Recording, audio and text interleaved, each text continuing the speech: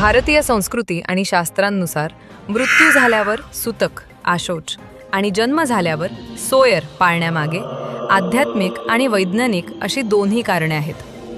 बाळंतपणानंतर माता आणि नवजात बालक यांची रोगप्रतिकारक शक्ती अत्यंत कमी असते. त्यांना संसर्गापासून वाचवण्यासाठी बाहेरील लोकांपासून दूर ठेवले जाते. विलगीकरणाचे हे एक शास्त्रशुद्ध रूप आहे. मृतदेहाच्या विघटनामुळे इतरांना संसर्ग होऊ नये हा त्यामागचा मुख्य उद्देश असतो. नवीन जीवाच्या आगमनामुळे निर्माण होणारी ऊर्जा रजतमात्मक असू शकते, जी स्थिर होण्यासाठी काही दिवस लागतात. मृत्यूमुळे निर्माण होणाऱ्या मृत्यूलहरी नकारात्मक ऊर्जेचा प्रभाव कमी करण्यासाठी काही काळ शुभ कार्यांपासून लांब राहणे आवश्यक आहे. प्रिय व्यक्तीच्या निधनामुळे कुटुंब दुःखात असते. अशा वेळी त्यांना मानसिक स्वास्थ्य मिळावे आणि दुःखातून सावरण्यासाठी वेळ घ्यावा यासाठी सुतक पाळले जाते.